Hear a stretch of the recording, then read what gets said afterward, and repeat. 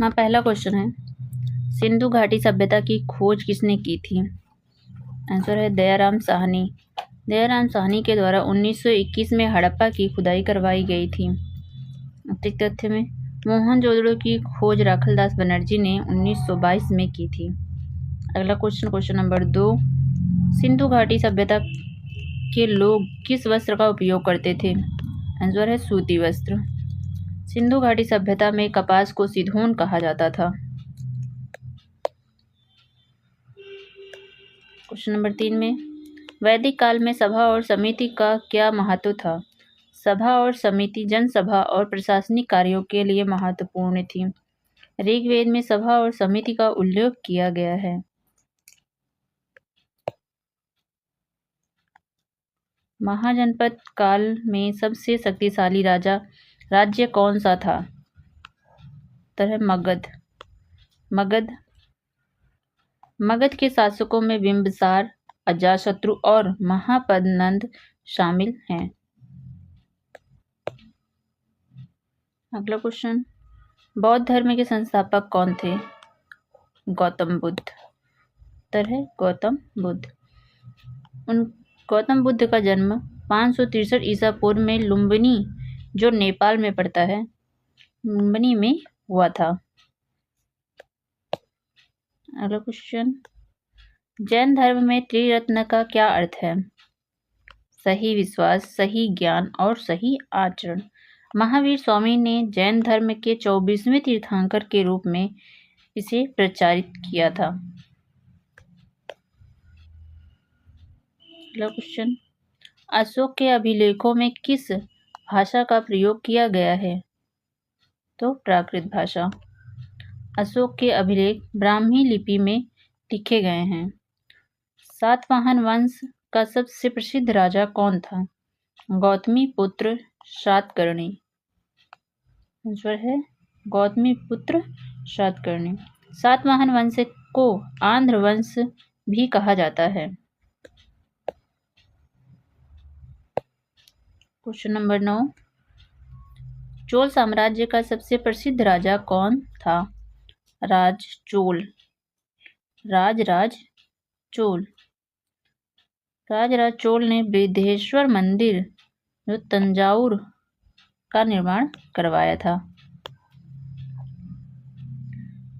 कौन से विदेशी यात्री ने चंद्रगुप्त मौर्य के दरबार का दौरा किया? तो मेगस्थनीज। मेगस्थनीज ने इंडिका नामक पुस्तक लिखी है। अगला क्वेश्चन, कौटिल्य, जिसका अन्य नाम जिसे चाणक्य के नाम से जाना जाता है, कौटिल्य द्वारा लिखित पुस्तक का नाम क्या है? अर्थशास्त्र। यह पुस्तक मौर्य साम्राज्य के प्रशासन का वर्णन करती है। भारत में सिक्के पहली बार किस सभ्यता में प्रचलन में आए? तो महाजनपद काल में। पंचमार्क सिक्के सबसे प्राचीन सिक्के हैं।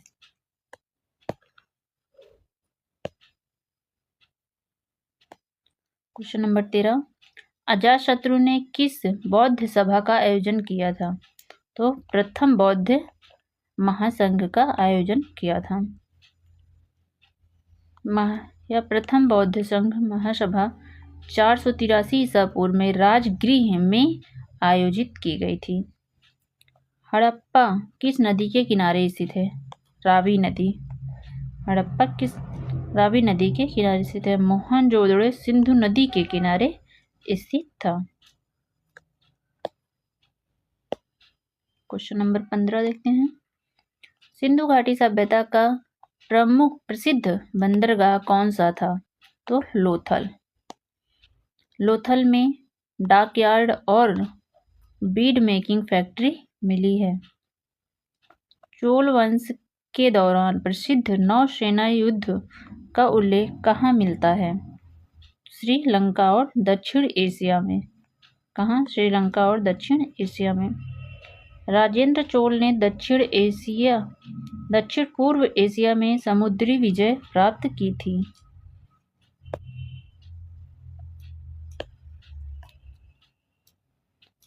क्वेश्चन नंबर 17, संगम साहित्य किस भाषा में लिखा गया है? तमिल में। संगम साहित्य तमिल भाषा में लिखी गई है। संगम काल 3 संगम सभाओं का समय था। क्वेश्चन नंबर 18, किस मौर्य सम्राट ने बौद्ध धर्म को अपनाया? तो किसने? अशोक ने। अशोक ने धम्म नीति का पालन किया और बौद्ध धर्म का प्रचार प्रसार किया।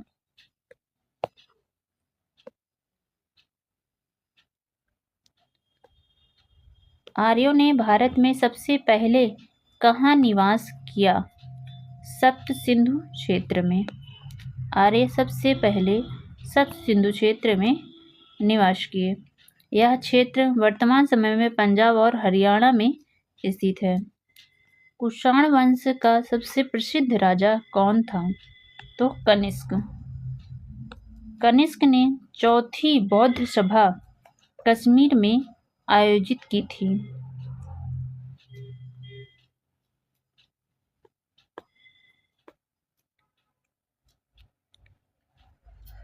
क्वेश्चन नंबर 21,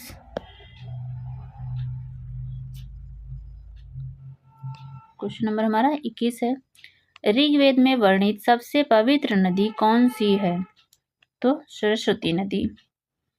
ऋग्वेद में सरस्वती को नदीत्मा कहा गया है। नदीत्मा कहा गया है। क्वेश्चन नंबर 22,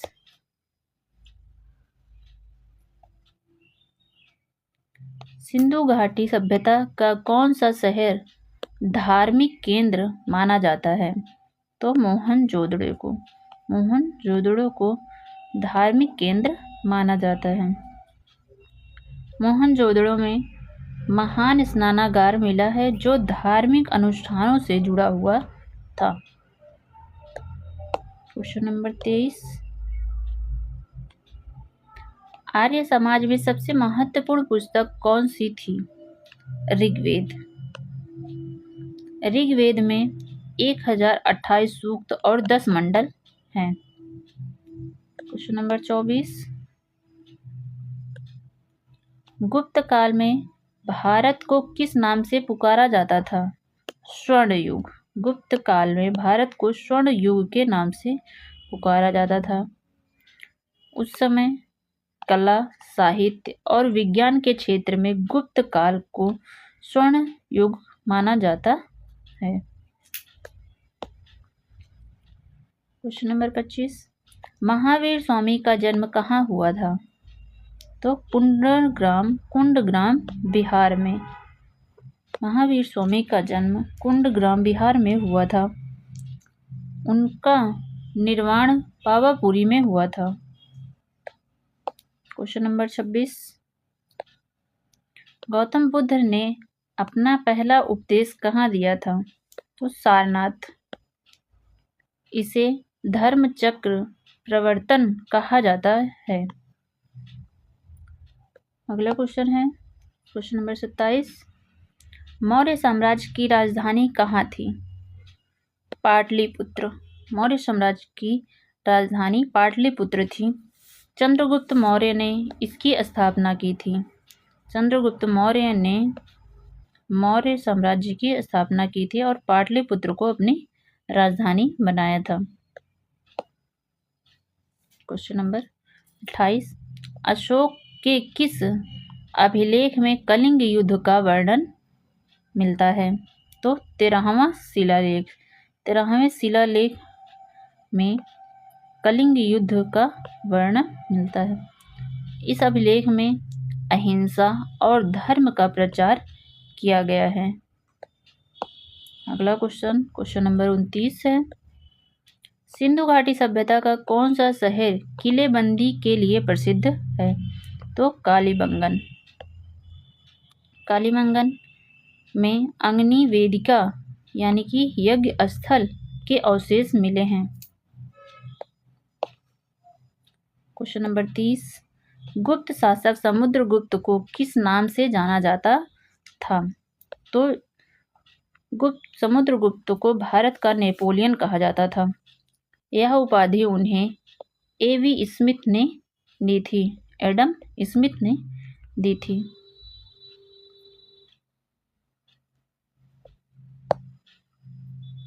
अगला क्वेश्चन है, हर्यक वंश का संस्थापक कौन था? बिंबसार। बिंबसार राजगिरी को अपनी राजधानी बनाई थी। अगला क्वेश्चन नंबर 32, बौद्ध धर्म के महायान और हीनयान संप्रदायों का विभाजन कब हुआ? तो चौथी बौद्ध महासभा में हीनयान और महायान में बौद्ध धर्म बट गया। यह सभा कनिष्क के शासनकाल में कश्मीर में आयोजित हुई थी। अगला क्वेश्चन नंबर 33, किस गुप्त शासक ने चंद्रगुप्त विक्रमादित्य की उपाधि धारण की? तो चंद्रगुप्त द्वितीय। आंसर है चंद्रगुप्त द्वितीय। चंद्रगुप्त द्वितीय के दरबार में प्रसिद्ध विद्वान कालिदास थे। अगला क्वेश्चन नंबर 34, हर्षवर्धन की राजधानी कहाँ थी? कन्नौज। हर्षवर्धन की राजधानी कन्नौज में थी। हर्षवर्धन ने हर्षचरित की रचना करवाई थी। क्वेश्चन नंबर 35, ऋग्वेद के अनुसार मुख्य देवता कौन थे? ऋग्वेद के अनुसार इंद्र, अग्नि और वरुण ये मुख्य देवता माने जाते थे। इंद्र को पुरंदर यानी कि किलों का विध्वंसक कहा गया है। अगला क्वेश्चन नंबर 36 है, पहला तमिल संगम कहाँ आयोजित हुआ था? तो मदुरै में। पहला तमिल संगम मदुरै में आयोजित हुआ था। संगम काल के साहित्य में तोलकाप्पियम प्रमुख ग्रंथ है। क्वेश्चन नंबर 37, गुप्त शासक चंद्रगुप्त प्रथम ने किस राजकुमारी से विवाह किया था? तो कुमार देवी लिच्छवी वंश की थी। कुमार देवी से चंद्रगुप्त प्रथम ने विवाह किया था। उनके विवाह से गुप्त साम्राज्य की शक्तियां बढ़ गई थी। क्वेश्चन नंबर 38, भारत में लोहे के औजारों का सबसे पहला उपयोग कब हुआ? उत्तर वैदिक काल। हमारा उत्तर है उत्तर वैदिक काल में भारत में लोहे के औजारों का प्रयोग शुरू हो गया था। इस काल में कृषि और युद्ध के लिए लोहे का व्यापक उपयोग हुआ था। क्वेश्चन नंबर 39, अजंता की गुफाओं का निर्माण किसने करवाया? उत्तर है वाकाटक शासकों ने। ये गुफाएं बौद्ध धर्म के महायान संप्रदाय से संबंधित हैं। क्वेश्चन नंबर 40, बिंबसार ने किस धार्मिक उपदेशक से शिक्षा ली थी? तो गौतम बुद्ध से। बिंबसार ने गौतम बुद्ध से शिक्षा ली थी। बिंबसार ने बुद्ध के धर्म का प्रचार किया और बौद्ध धर्म को अपनाया। ये देखते हैं हम, हमारा क्वेश्चन है क्वेश्चन नंबर 41, सिंधु घाटी सभ्यता में किस जानवर का उल्लेख नहीं मिलता? तो किसका? घोड़े का। सिंधु घाटी सभ्यता में घोड़े के अवशेष नहीं मिले हैं। घोड़े के अवशेष सिंधु सभ्यता में बहुत दुर्लभ है। क्वेश्चन नंबर 42, वैदिक काल में दशराग युद्ध किस नदी के किनारे लड़ा गया था? तो परुष्णी रावी नदी के किनारे। यह युद्ध भारत जन और अन्य 10 जनों के बीच हुआ था। भरत जन और अन्य 10 जनों के बीच हुआ था।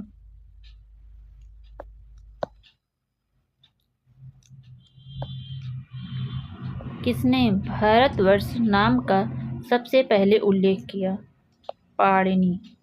पाणिनि ने सबसे पहले भारतवर्ष नाम का उल्लेख किया है। पाणिनि ने अपनी पुस्तक अष्टाध्यायी में भारतवर्ष नाम का उल्लेख किया है। गुप्त काल में सबसे अधिक सोने के सिक्के किसने चलाए? समुद्रगुप्त। इन सिक्कों पर समुद्रगुप्त के सैन्य विजय और संगीत प्रेम का चित्रण है। त्रिपिटक ग्रंथ किस धर्म से संबंधित है? तो बौद्ध धर्म। त्रिपिटक 3 भागों में विभाजित है। पहला विनय पिटक, दूसरा सुत्त पिटक और तीसरा है अभिधम्म पिटक। Question number 46। वैदिक काल में राजा के मुख्य सलाहकार को क्या कहा जाता था? पुरोहित। पुरोहित धार्मिक अनुष्ठान और युद्ध नीति में राजा का मार्गदर्शन करता था।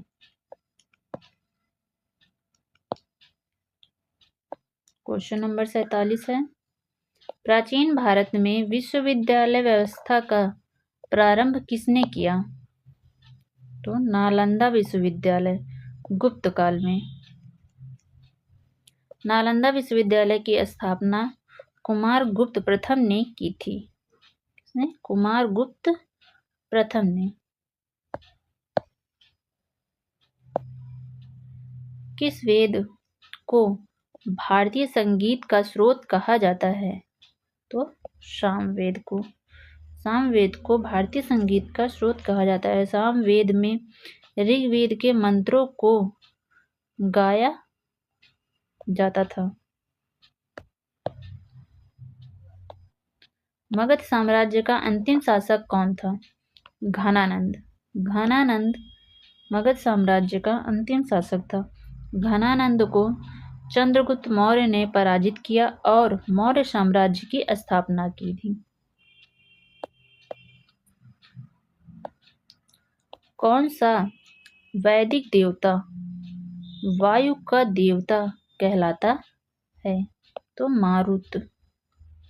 मारुतों को इंद्र का साथी माना जाता है। संगम साहित्य में पेरिप्लस ऑफ द एरिथ्रियंस का संबंध किससे है? रोम के साथ व्यापार। रोम के साथ व्यापार करना। इस पुस्तक में दक्षिण भारत के समुद्री व्यापारी का उल्लेख किया गया है। क्वेश्चन नंबर 52 है। मौर्य साम्राज्य के पतन का मुख्य कारण क्या था? कमजोर उत्तराधिकारी। मौर्य साम्राज्य के पतन का कारण कमजोर उत्तराधिकारी था। अशोक के बाद साम्राज्य का विभाजन और आंतरिक संघर्ष शुरू हो गया था, जिस कारण मौर्य साम्राज्य का पतन हुआ। Question number 53। चोल साम्राज्य में भूमि मापन के लिए किस प्रणाली का उपयोग किया गया था? तो वेलनवाई का। वेलनवाई। चोल प्रशासन में भूमि सुधार और कर व्यवस्था पर विशेष ध्यान दिया था।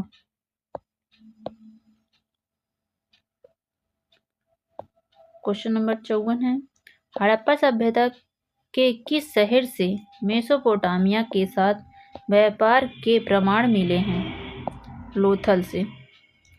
लोथल से पाई गई मोहरें व्यापार के लिए उपयोग होती थी। अगला क्वेश्चन है। अशोक के अभिलेखों में धम्म का क्या अर्थ है? धम्म का क्या अर्थ है? नैतिक जीवन जीने का मार्ग। नैतिक जीवन जीने का मार्ग। अशोक ने धर्म का प्रचार हिंसा को रोकने और प्रजा के कल्याण के लिए किया था। गुप्त काल में विज्ञान के क्षेत्र में सबसे प्रसिद्ध विद्वान कौन थे? आर्यभट्ट। आर्यभट्ट ने आर्यभट्टीय ग्रंथ लिखा और शून्य की अवधारणा दी।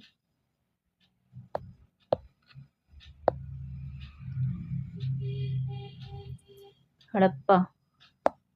हड़प्पा सभ्यता में किस धातु का उपयोग नहीं होता था?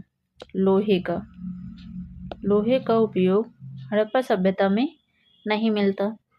सिंधु सभ्यता में तांबा, कांसा और सोना जानती थी और लेकिन लोहे का उपयोग नहीं पता था।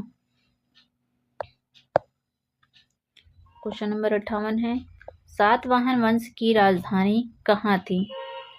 तो प्रतिष्ठान, पैठान। सातवाहन वंश की राजधानी प्रतिष्ठान में थी। सातवाहन वंश को दक्षिण भारत में सबसे प्राचीन वंशों में से एक माना जाता है। अगला क्वेश्चन है, महाजनपद काल में अवंती की राजधानी क्या थी? अवंती की राजधानी महाजनपद काल में उज्जैन। अवंती महाजनपद व्यापार और संस्कृति के लिए प्रमुख केंद्र था।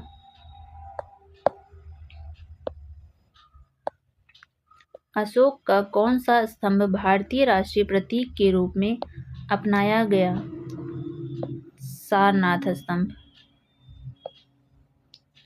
इसमें 4 शेरों का प्रतीक है जो शक्ति, साहस और शांति का प्रतिनिधित्व करते हैं।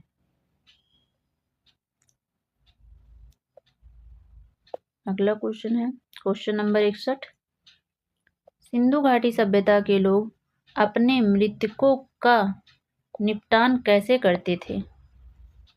उन्हें दफनाना और अग्नि संस्कार दोनों तरीके से करते थे। लोथल और कालीमंगन में शव दफनाने के प्रमाण मिले हैं। क्वेश्चन नंबर 62, वैदिक साहित्य में सबसे प्राचीन ग्रंथ कौन सा है? ऋग्वेद। ऋग्वेद की रचना 1500 से 1200 ईसा पूर्व के बीच हुई थी। क्वेश्चन नंबर 63, जैविक खेती सबसे पहला उल्लेख किस सभ्यता में मिलता है? हड़प्पा सभ्यता। उत्तर है हमारा हड़प्पा सभ्यता में जैविक खेती का उल्लेख मिलता है। यहाँ पर नहरों और कृत्रिम जलाशयों का उपयोग खेती के लिए किया जाता था। क्वेश्चन नंबर 64, गुप्त काल में चिकित्सा के क्षेत्र में सबसे प्रसिद्ध ग्रंथ कौन सा था? चरक संहिता। यह ग्रंथ आयुर्वेद के जनक चरक द्वारा लिखी गई थी।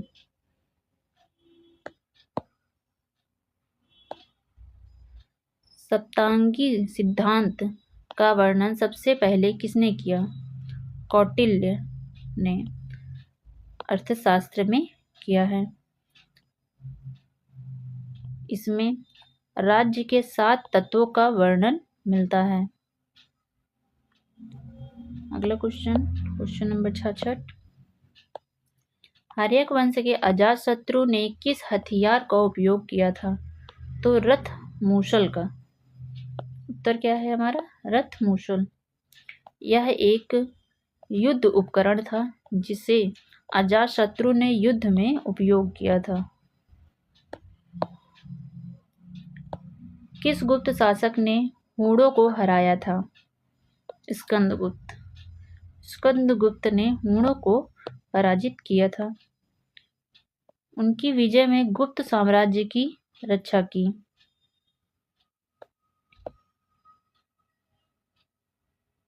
क्वेश्चन नंबर 68, हर्षवर्धन ने किस बौद्ध भिक्षु को अपने दरबार में आमंत्रित किया? तो युआन च्वांग को, यानी कि हेनसोंग को। युआन चौंग ने शियुकी ग्रंथ लिखा।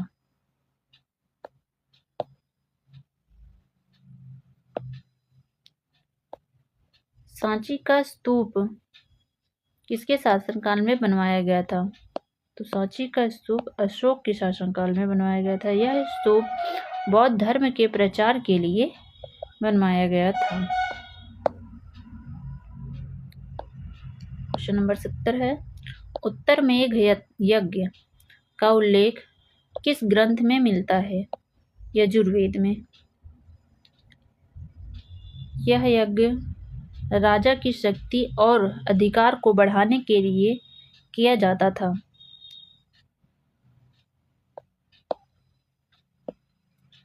अगला क्वेश्चन, सिंधु घाटी सभ्यता का मनके बनाने का कारखाना कहाँ पाया गया था?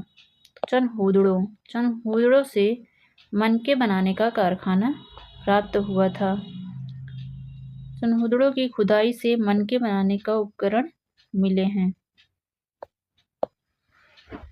अगला क्वेश्चन, महाजनपद काल में गांधार की राजधानी कहाँ थी? तो गांधार की राजधानी तक्षशिला थी। तक्षशिला शिक्षा और व्यापार का महत्वपूर्ण केंद्र माना जाता था।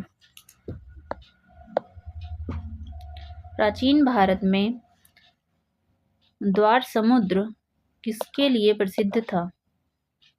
तो द्वार समुद्र चालुक्य शासकों की राजधानी के लिए प्रसिद्ध था। द्वार समुद्र वर्तमान में कर्नाटक का हिस्सा है। महावीर स्वामी के पिता का क्या नाम था? सिद्धार्थ। महावीर स्वामी का संबंध ज्ञात्रिक वंश से था। क्वेश्चन नंबर 75 है, किसे दशानन कहा गया है? तो दशानन रावण को कहा गया है, सब जानते हैं। रावण लंका का राजा था और उसे वेदों का ज्ञाता माना जाता है।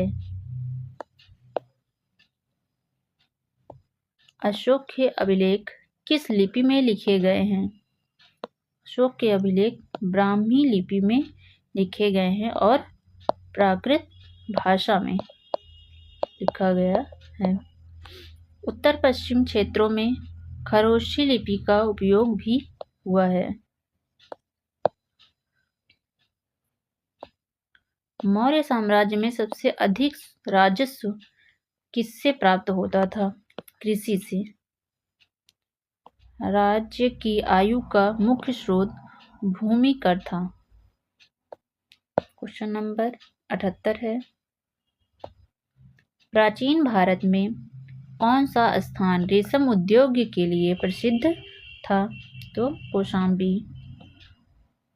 यह मगध साम्राज्य के व्यापारिक केंद्रों में से एक था। अगला क्वेश्चन, पंचतंत्र की रचना किसने की? तो विष्णु शर्मा। विष्णु शर्मा ने पंचतंत्र की रचना की। पंचतंत्र की कहानी नैतिकता और व्यवहारिक जीवन पर आधारित है। गुप्त काल में प्रयाग प्रशस्ति इलाहाबाद स्तंभ लेख किसने लिखा? तो हरिशेन। उत्तर है हमारा हरिशेन। यह लेख समुद्रगुप्त की उपलब्धियों का वर्णन करता है।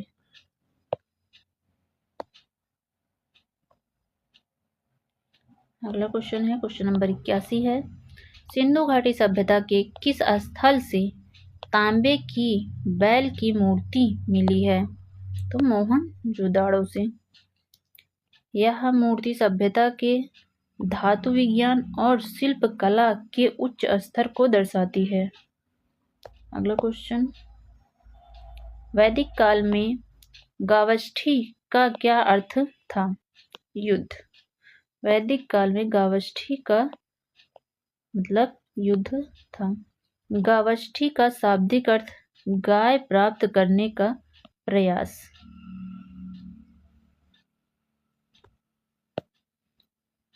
अगला क्वेश्चन है, बौद्ध ग्रंथ मिलिंद पनाहो किसके संवाद पर आधारित है? राजा मिलिंद, मीनांदर और नागसेन। यह ग्रंथ बौद्ध धर्म के सिद्धांतों का स्पष्टीकरण देता है।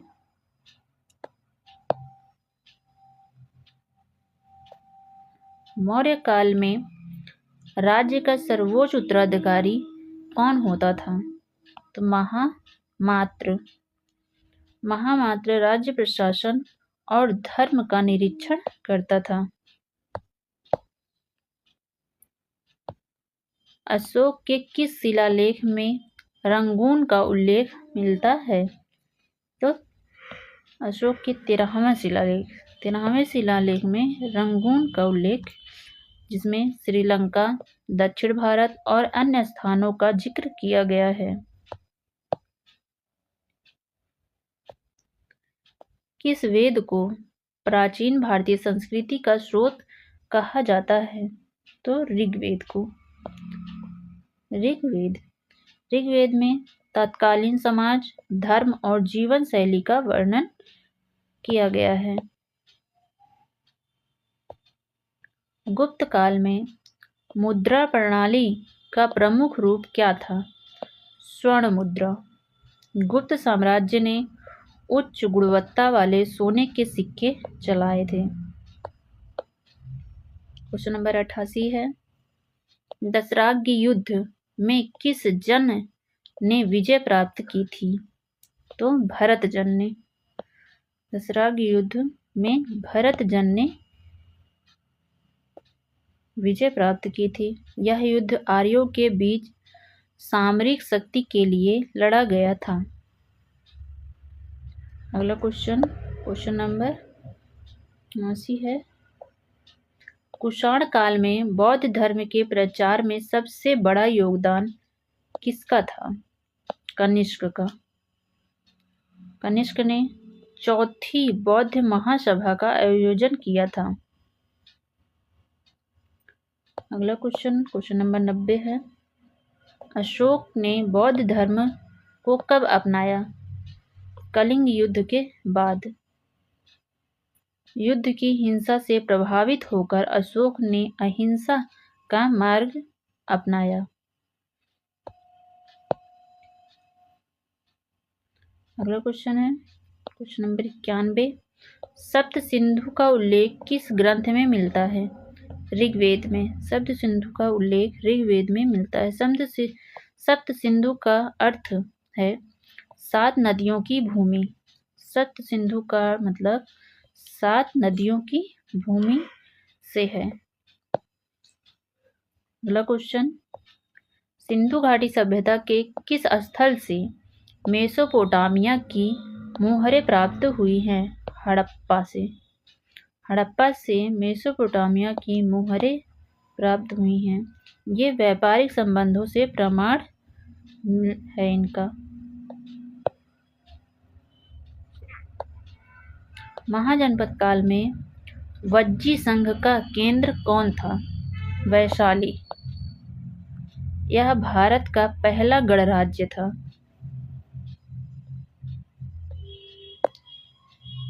क्वेश्चन नंबर 94 है, आर्यभट्ट ने पाई का मान किस ग्रंथ में दिया है?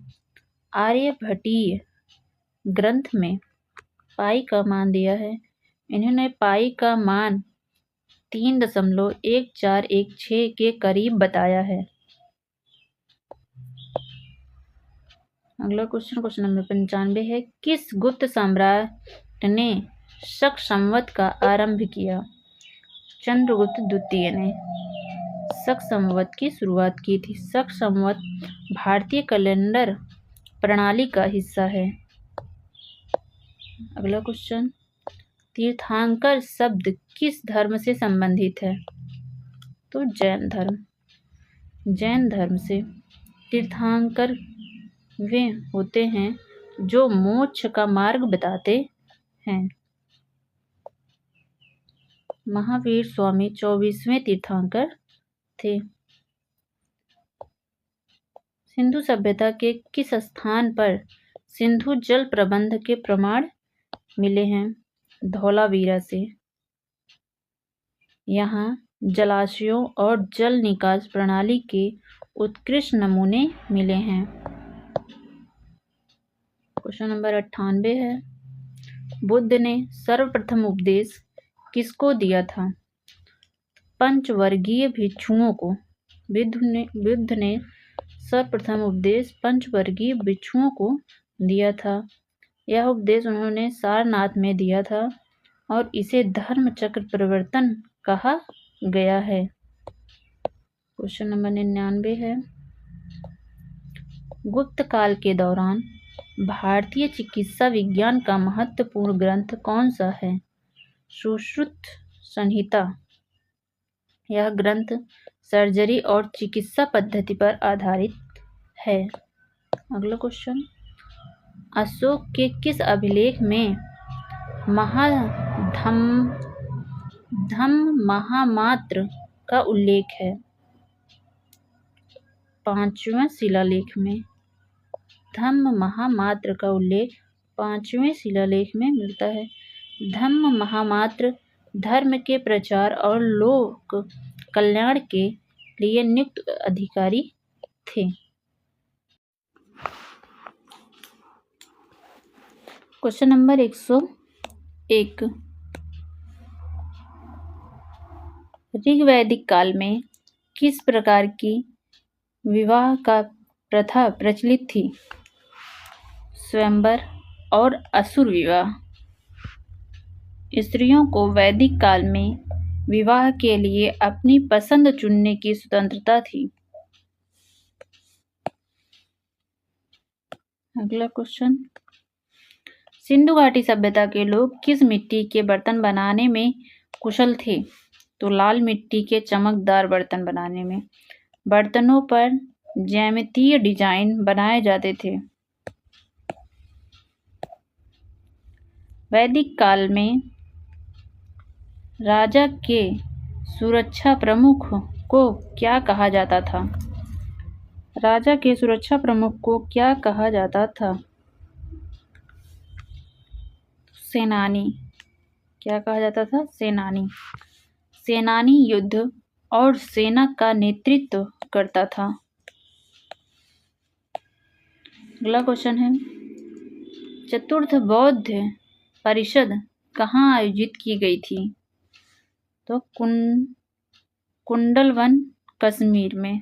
कुंडलवन कश्मीर में चतुर्थ बौद्ध परिषद कुंडलवन कश्मीर में आयोजित की गई थी। यह कनिष्क के शासनकाल में आयोजित हुई थी। अगला क्वेश्चन है, महाजनपद में अवध को किस नाम से जाना जाता था? तो कौशल। कौशल का प्रमुख केंद्र अयोध्या था। प्राचीन भारतीय साहित्य में तमिल संगम का क्या अर्थ है? तमिल विद्वानों की सभा। संगम साहित्य का प्रमुख विषय प्रेम और वीरता है।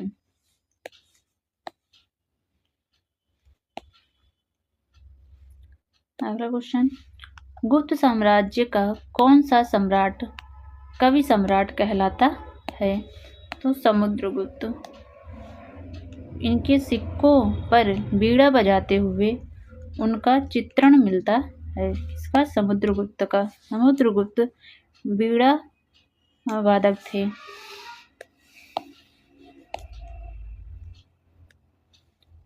इस हड़प्पा स्थल को सिंधु सभ्यता का गढ़ कहा जाता है। तो मोहनजोदड़ो को। इसे मृतकों का टीला भी कहा जाता है।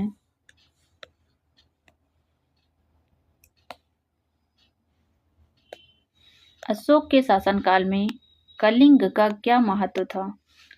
यह मौर्य साम्राज्य में शामिल अंतिम राज्य था।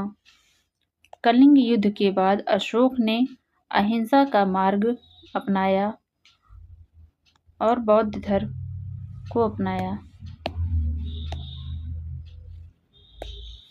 महाजनपद काल में किस महाजनपद का प्रमुख केंद्र पाटलिपुत्र था? मगध। पाटलिपुत्र मगध साम्राज्य की राजधानी बना। सिंधु घाटी सभ्यता में प्रशासनिक भवन का प्रमुख स्थल कौन सा था? तो मोहनजोदड़ो। यहाँ विशाल अन्नागार और स्नानागार पाए गए हैं।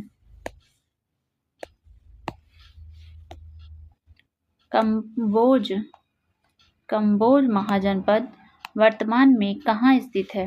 तो यह अफगानिस्तान और पाकिस्तान में स्थित है। यह अपने घोड़ों और व्यापार के लिए प्रसिद्ध था। अगला क्वेश्चन है, तक्षशिला विश्वविद्यालय किस शासक के शासनकाल में फला फूला? तो मौर्य साम्राज्य के समय। यह प्राचीन भारत का प्रमुख शिक्षा केंद्र था। बौद्ध धर्म में त्रिरत्न का क्या अर्थ है? तो बौद्ध धर्म में त्रिरत्न का अर्थ है बुद्ध, धम्म और संघ। ये बौद्ध धर्म के 3 मुख्य आधार माने जाते हैं। अगला क्वेश्चन है, 10 कुमार चरित्र नामक ग्रंथ के लेखक कौन है? तो दांडी। यह सांस्कृतिक साहित्य का प्रसिद्ध ग्रंथ है। अगला क्वेश्चन है, सातवाहन वंश के सबसे प्रसिद्ध राजा कौन थे? तो गौतमीपुत्र सातकर्णी। उन्होंने शक राजाओं को हराया था। किसने? सांची स्तूप की मरम्मत का कार्य करवाया। गुप्त शासकों ने। अशोक द्वारा बनवाया गया स्तूप का संरक्षण गुप्त काल में हुआ।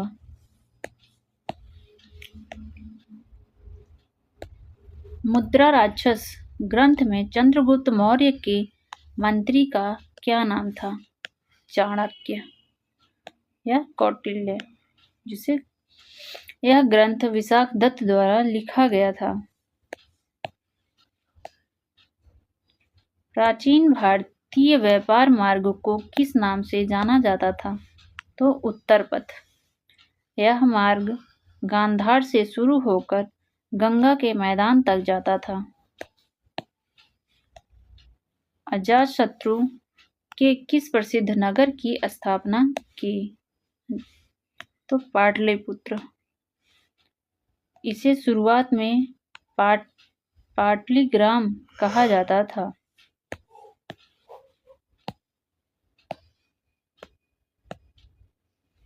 अगला क्वेश्चन है, सिंधु घाटी सभ्यता का कौन सा स्थल कच्छ के रण के पास स्थित है? तो धौलावीरा। यहाँ जल प्रबंधन और जलाशयों के उत्कृष्ट प्रमाण मिले हैं। अगला क्वेश्चन है, ऋग्वेद में किस नदी को नदियों की माँ कहा गया है? तो सरस्वती नदी को। सरस्वती नदी वैदिक काल में पवित्र मानी जाती थी। अगला क्वेश्चन है, वैदिक काल में सभा और समिति क्या थी? तो प्रशासनिक और राजनैतिक संस्थाएं थी। सभा बुजुर्गों की संस्था थी, जबकि समिति आम लोगों की सभा थी। अगला क्वेश्चन, हड़प्पा सभ्यता में बैलगाड़ी के प्रमाण कहाँ से मिले हैं? तो चनहूदड़ों से। यह स्थल व्यापार और परिवहन का केंद्र था। महाजनपद काल में अश्वमेध यज्ञ का मुख्य उद्देश्य क्या था? तो साम्राज्य का विस्तार। यह यज्ञ राजा की शक्ति और प्रभुत्व को दर्शाता था। अगला क्वेश्चन है, जैन धर्म के 23वें तीर्थंकर का क्या नाम था? तो पार्श्वनाथ। वे पार्श्वनाथ वाराणसी के राजा अश्वसेन के पुत्र थे। अगला क्वेश्चन, महाभाष्य नामक ग्रंथ के लेखक कौन थे? तो पतंजलि। यह संस्कृत व्याकरण पर आधारित एक प्रसिद्ध ग्रंथ है।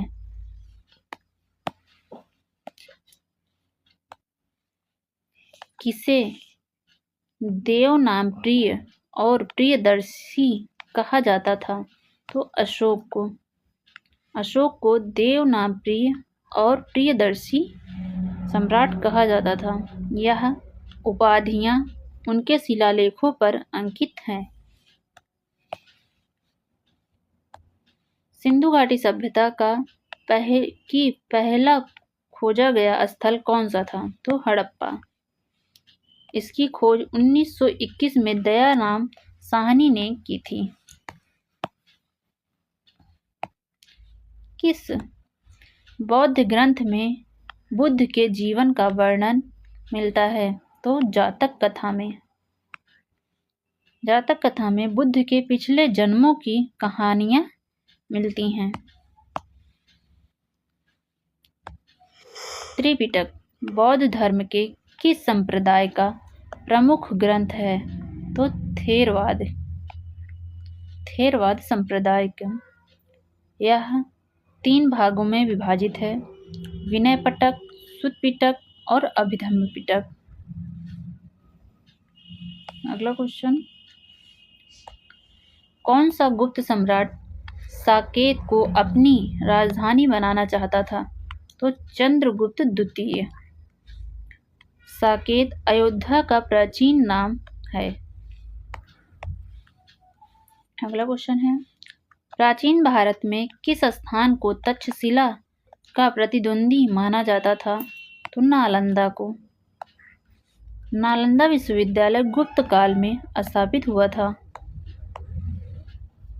अगला क्वेश्चन, वैदिक काल में सबसे महत्वपूर्ण पशु कौन सा था? तो गाय। इसे धन और संपत्ति का प्रतीक माना जाता था। पंचशील सिद्धांत का उल्लेख किस धर्म में मिलता है? बौद्ध धर्म में। यह सिद्धांत बुद्ध के 5 मुख्य नैतिक उपदेशों पर आधारित है। मौर्य साम्राज्य में अध्यक्ष का क्या कार्य था? उद्योग और व्यापार का निरीक्षण करना। अर्थशास्त्र में इसका विस्तृत वर्णन मिलता है। हड़प्पा सभ्यता के लोग किस धातु से परिचित नहीं थे? तो लोहे से। वे तांबे और कांसे का उपयोग करते थे, परंतु लोहे से अपरिचित थे। अशोक के शिलालेखों में धम्म का क्या अर्थ है? नैतिक जीवन और सामाजिक दायित्व। धम्म का मतलब नैतिक जीवन और सामाजिक दायित्व। अशोक के धम्म को अहिंसा और करुणा का प्रतीक बनाया गया है। मेगास्थनीज ने अपनी पुस्तक में भारतीय समाज को कितने वर्गों में बांटा है? तो 7 वर्गों में। यह विवरण उनकी पुस्तक इंडिका में मिलता है। अगला क्वेश्चन है, किसने कहा था कि बुद्ध का जन्म क्षत्रिय परिवार में हुआ था? तो अशोक के शिलालेख में। अशोक ने अपने शिलालेखों में बुद्ध के क्षत्रिय होने का उल्लेख किया है। अगला क्वेश्चन, सिंधु घाटी सभ्यता में अन्य भंडारण के प्रमुख प्रमाण कहाँ से मिले हैं? तो हड़प्पा से। यहाँ से अन्य भंडारण के लिए विशाल अन्नागार के प्रमाण मिले हैं। अगला क्वेश्चन आगे देखते हैं हम। सप्त सिंधु क्षेत्र का उल्लेख किस वेद में मिलता है? तो ऋग्वेद में। यह क्षेत्र 7 नदियों के समूह को संदर्भित करता है। अगला क्वेश्चन देखते हैं। Question number 143। महाजनपद काल में गणराज्य का उदाहरण कौन सा था? तो वज्जी। यह शासन एक संघ के माध्यम से किया जाता था। यहाँ शासन एक संघ के माध्यम से किया जाता था। अगला क्वेश्चन है, मौर्य शासन काल में राजस्व वसूली का प्रमुख अधिकारी कौन था? तो संख्यायक कर वसूली और भूमि के रिकॉर्ड रखता था। अगला क्वेश्चन है, किस गुप्त शासक ने हूणों को हराया था? तो स्कंदगुप्त ने। स्कंदगुप्त ने हूणों के आक्रमण से साम्राज्य की रक्षा की थी। किस शिलालेख से चोलों, पांड्यों और चेरों के बारे में जानकारी मिलती है? तो अशोक के दूसरे शिलालेख से। अशोक का दूसरा शिलालेख दक्षिण भारतीय राज्यों का उल्लेख है। सिंधु सभ्यता में खेल का कौन सा प्रमाण मिला है? तो पासा खेल का। खुदाई में पासे और खेल सामग्री प्राप्त हुई है। महाभारत में शांति पर्व किस विषय पर आधारित है? तो शासन और नीतियों पर। यह राजा के धर्म और कर्तव्यों का वर्णन करता है। अगला क्वेश्चन है, त्रिपुरी का युद्ध किसके बीच लड़ा गया था? तो गुप्त शासक रामगुप्त और शक शासकों के बीच। इस युद्ध में गुप्त साम्राज्य को जीत प्राप्त हुई थी। वैदिक काल में पुरोहित का मुख्य कार्य क्या था? यज्ञ कराना और धार्मिक अनुष्ठान कराना। पुरोहित राजा के धार्मिक सलाहकार भी होते थे।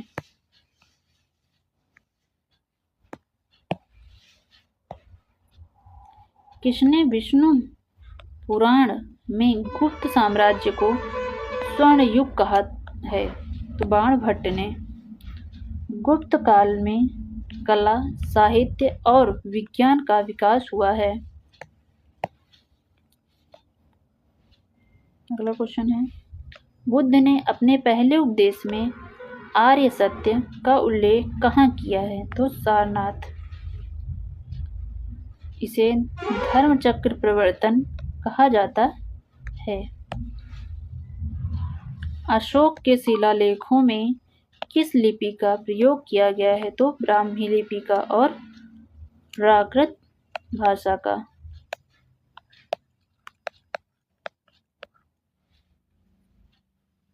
उत्तर पश्चिमी भाग में खरोष्ठी लिपि का भी प्रयोग हुआ है। अगला क्वेश्चन है, गुप्त काल के किस गणितज्ञ ने शून्य की अवधारणा दी है? तो आर्यभट्ट ने। उन्होंने पाई का मान और ग्रहों की गति का अध्ययन भी किया है।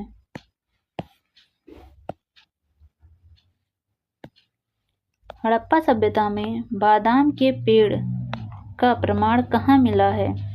तो बलूचिस्तान में। बलूचिस्तान में बादाम के पेड़ का साक्ष्य मिला हुआ है। Important question. यह सभ्यता कृषि और बागवानी में उन्नति थी। जैन धर्म में त्रिरत्न का क्या अर्थ है? सही ज्ञान, सही आचरण और सही दृष्टि। यह जैन धर्म के अनुयायियों का मुख्य मार्ग है। अगला क्वेश्चन है, किस प्राचीन पुस्तक में शतरंज का सबसे पहला उल्लेख मिलता है? तो मारसोल्लास पुस्तक में शतरंज का उल्लेख मिला है। इसे चतुरंग भी कहा जाता था।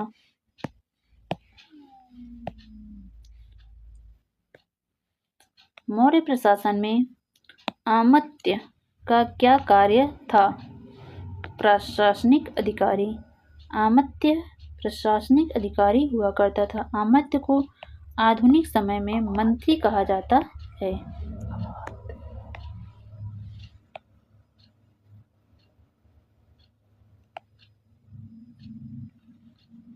किस हड़प्पा स्थल को कपास उत्पादन के लिए जाना जाता है? तो लोथल। लोथल से कपास के साक्ष्य प्राप्त हुए हैं। लोथल से व्यापारिक बंदरगाह के प्रमाण भी मिले हैं। अगला क्वेश्चन, बौद्ध संघ में शामिल होने की न्यूनतम आयु क्या थी? 15 वर्ष। संघ में प्रवेश के लिए कुछ शर्तें और नैतिक आदर्श तय किए गए थे। अगला क्वेश्चन है, सिंधु घाटी सभ्यता में सबसे पहला उन्नत नगर कौन सा था? तो हड़प्पा। हड़प्पा में विकसित नगर नियोजन और जल आपूर्ति प्रणाली थी। अगला क्वेश्चन, गुप्त काल के किस सम्राट ने धर्म के क्षेत्र में प्रचार प्रसार के लिए काम किया था? तो चंद्रगुप्त प्रथम ने। वह बौद्ध धर्म के साथ साथ हिंदू धर्म का प्रचारक भी थे। अगला क्वेश्चन है, सातवाहन वंश का प्रमुख वंशानुक्रम क्या था? तो आंध्र। सातवाहन वंश ने दक्षिण भारत में महत्वपूर्ण स्थान बनाया। अगला क्वेश्चन, कौन सा महाजनपद बौद्ध धर्म का पहला संरक्षक था? तो मगध। मगध के शासक अजातशत्रु ने बौद्ध धर्म को बढ़ावा दिया था। महानदी किस प्राचीन भारतीय राज्य की प्रमुख नदी थी? तो कलिंग, आधुनिक उड़ीसा। कलिंग युद्ध के बाद अशोक ने अहिंसा का प्रचार किया। प्राचीन भारत में उदित हो रहे सूरज की पूजा किस ग्रंथ में मिलती है? तो ऋग्वेद में। सूर्योदय की पूजा को आदित्य हृदय कहा जाता था। हर्षवर्धन के दरबार में किस प्रसिद्ध बौद्ध भिक्षु का आगमन हुआ था? तो हेनसांग यानी युआन चांग का। हेनसांग ने भारतीय संस्कृति और बौद्ध धर्म का अध्ययन किया।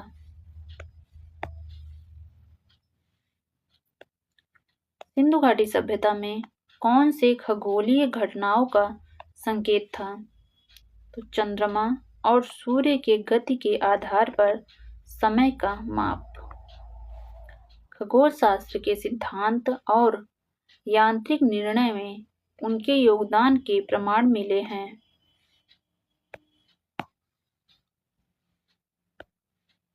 प्राचीन भारतीय कला में संस्कृत के सर्वश्रेष्ठ कवि कौन थे? तो कालिदास। उनकी काव्य कृतियां अभिज्ञान, शकुंतलम और रघुवंश प्रसिद्ध हैं। किस गुप्त सम्राट के शासनकाल में बौद्ध धर्म और हिंदू धर्म को समान रूप से सम्मान दिया गया था? चंद्रगुप्त द्वितीय के शासनकाल में। चंद्रगुप्त द्वितीय के शासनकाल में धार्मिक सहिष्णुता का आदान प्रदान हुआ।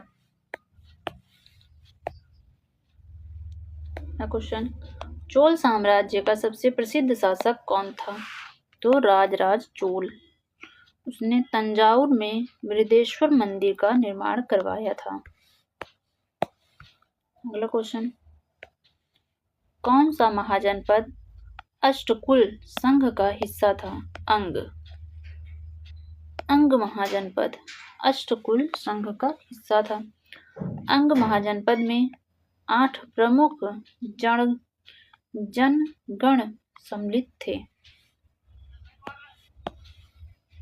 अगला क्वेश्चन है, गुप्त काल में किस प्रसिद्ध विद्वान ने काव्य शास्त्र पर विचार किया था? तो भरत मुनि ने। भरत मुनि के नाट्य शास्त्र का भारतीय नृत्य और नाट्य कला में महत्वपूर्ण स्थान रहा है।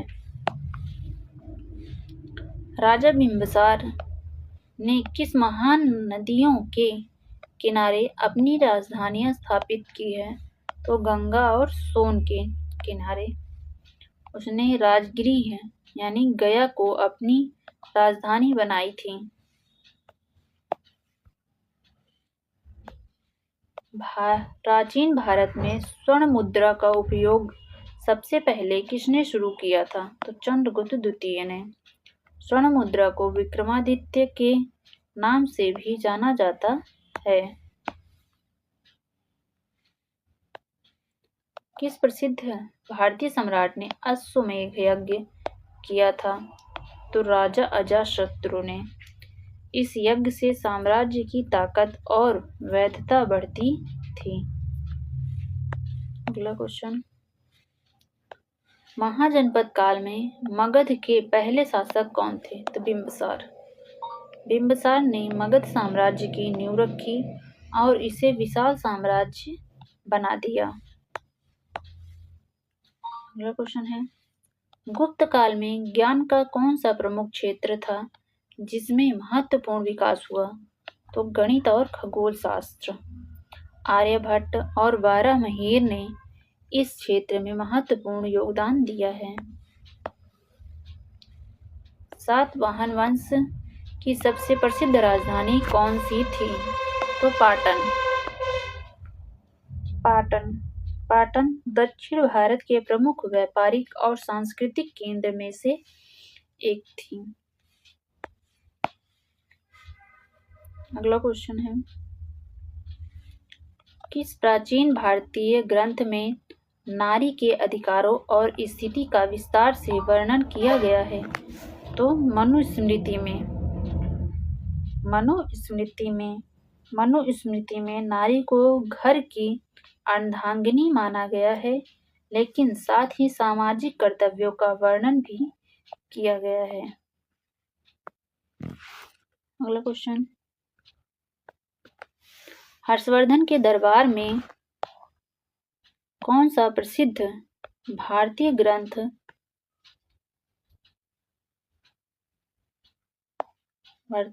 प्रस्तुत किया गया था? तो राजतरंगिणी। यह ग्रंथ कश्मीर के इतिहास पर आधारित था। इसे कश्मीर के इतिहासकार कल्हड़ ने लिखा है। कल्हड़ की पुस्तक है राजतरंगिणी। अगला क्वेश्चन, सिंधु घाटी सभ्यता में स्नान घर किस स्थल पर पाया गया था? तो मोहनजोदड़ो से। मोहनजोदड़ो में एक विशाल स्नानागार पाया गया जो उस समय उच्च मानकों को दर्शाता था।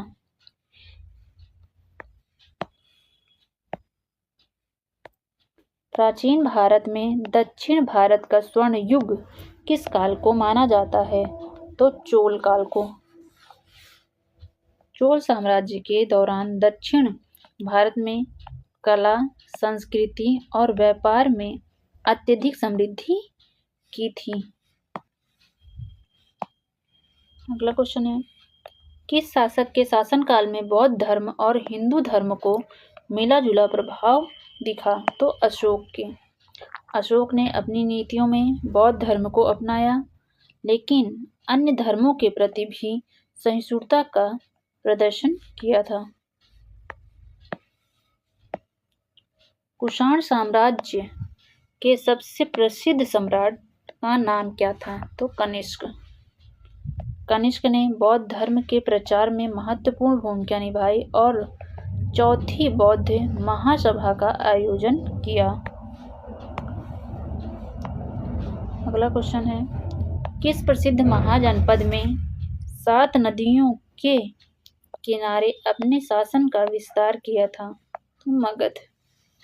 मगध साम्राज्य को अपने सामरिक ताकत और प्रशासनिक व्यवस्था के लिए जाना जाता था।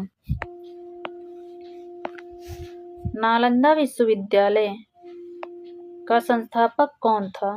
तो कुमारगुप्त। यह विश्व प्रसिद्ध शिक्षण संस्थान गुप्त साम्राज्य के शासनकाल में स्थापित हुआ था।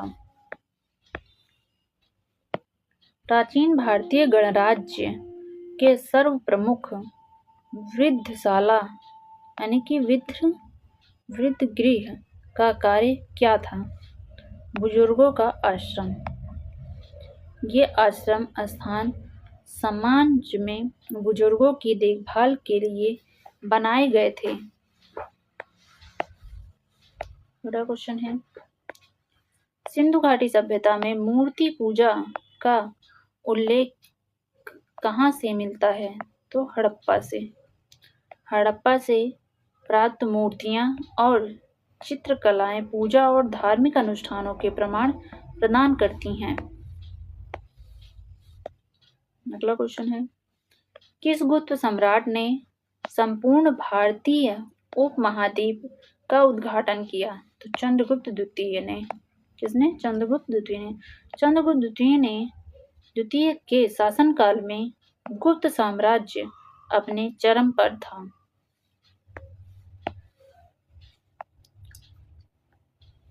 पाटलिपुत्र शहर की स्थापना किसने की थी? चंद्रगुप्त मौर्य ने। पाटलिपुत्र मौर्य साम्राज्य की राजधानी बना था। बाद में यह गुप्त साम्राज्य की भी राजधानी बना। किस शासक ने मौर्य साम्राज्य को एकजुट किया और भारत में पहली बार केंद्रीय प्रशासन स्थापित किया? तो चंद्रगुप्त मौर्य ने। चंद्रगुप्त मौर्य ने मौर्य साम्राज्य की नींव रखी और इसे संगठित किया। अगला क्वेश्चन है, भारत में पहला सिक्का किसने जारी किया था? तो पाटलिपुत्र ने। पाटलिपुत्र के सिक्के गुप्त काल के दौरान चलाए गए थे। किस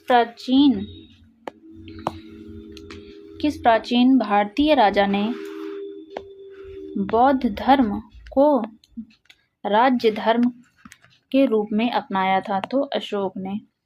अशोक ने कलिंग युद्ध के बाद बौद्ध धर्म अपनाया और अहिंसा के सिद्धांतों को बढ़ावा दिया।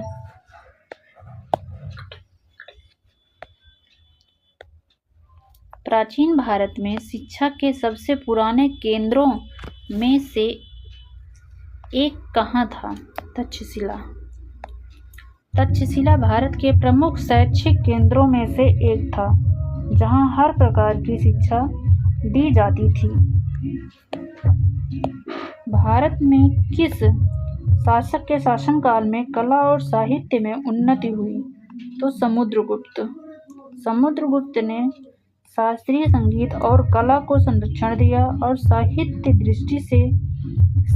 दृष्टि से भी महत्वपूर्ण योगदान दिया था। कुषाण साम्राज्य का सबसे प्रसिद्ध सिक्का किसने जारी किया? तो कनिष्क ने। कनिष्क ने भारतीय मुद्रा प्रणाली में महत्वपूर्ण सुधार किए और स्वर्ण मुद्रा का प्रचार किया। मौर्य सम्राट अशोक ने कौन से युद्ध से पश्चात अहिंसा की नीति अपनाई? तो कलिंग युद्ध के बाद। कलिंग युद्ध के बाद अशोक ने हिंसा को छोड़कर शांति और धर्म के मार्ग को अपनाया। प्राचीन भारत में कृषि विद्या के सबसे बड़े संस्थान का नाम क्या था? तो नालंदा विश्वविद्यालय। नालंदा में विज्ञान, चिकित्सा और कृषि पर भी अध्ययन कराया जाता था। सातवाहन वंश के संस्थापक कौन थे? तो श्रीगुप्त। सातवाहन वंश दक्षिण भारत के महत्वपूर्ण शासक वंशों में से एक था।